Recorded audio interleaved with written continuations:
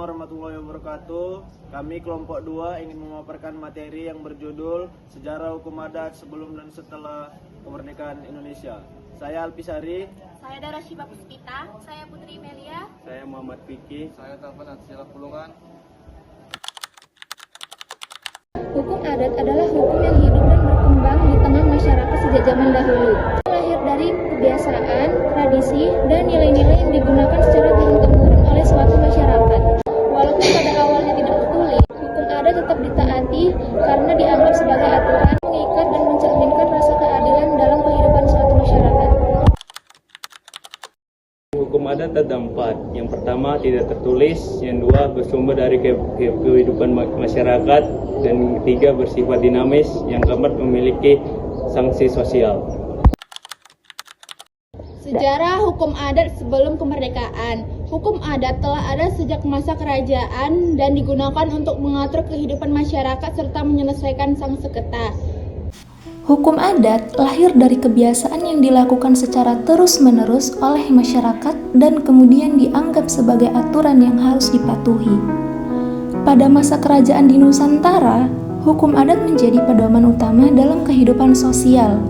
Setiap daerah memiliki aturan adat yang berbeda sesuai dengan budaya, tradisi, dan nilai-nilai yang berlaku di masyarakat setempat. Hukum adat mengatur berbagai aspek kehidupan seperti perkawinan, warisan, kepemilikan tanah, serta penyelesaian konflik antar warga. Kolonial Belanda. Pada masa kolonial Belanda, hukum adat mulai diteliti oleh sarjana Belanda seperti Cornelis yang melindungi wilayah hukum adat di Indonesia. Penelitian tersebut bertujuan untuk memahami sistem hukum yang hidup di tengah masyarakat pribumi. Cornelis van Vollenhoven kemudian mengemukakan bahwa hukum adat merupakan hukum yang benar-benar hidup dan dipatuhi oleh masyarakat Indonesia. Ia juga membagi wilayah hukum adat di Indonesia menjadi beberapa daerah hukum adat yang memiliki ciri dan aturan masing-masing.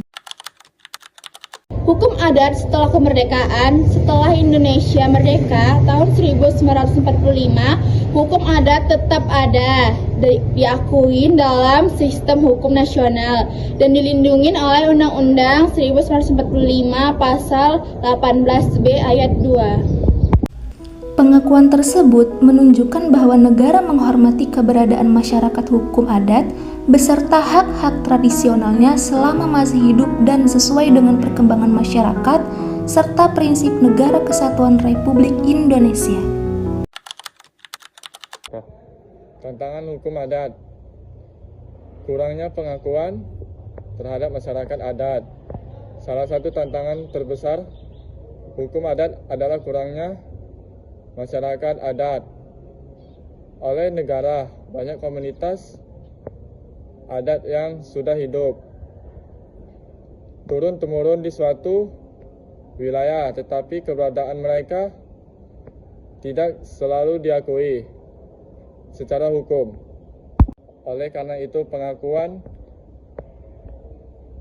dan perlindungan hukum terhadap masyarakat adat sangat penting agar hak, budaya, dan wilayah mereka hidup terjaga. Sengketa ulayat dan pembangunan jalan di Papua. Tanah adat diklaim oleh pemerintah untuk proyek, menimbulkan konflik dengan pemilik ulayat. Penyelesaian dilakukan melalui musyawarah adat yang melibatkan lembaga masyarakat adat atau LMA. Untuk mencapai ganti rugi atau kompensasi yang disepakati, mode penyelesaian non-litigasi atau mediasi. Pendekatan sosial budaya musyawarah dan keterlibatan tokoh adat sering kali lebih diutamakan karena biayanya murah dan menghormati nilai setempat. Litigasi, pengadilan digunakan jika mediasi gagal guna mendapatkan kepastian hukum.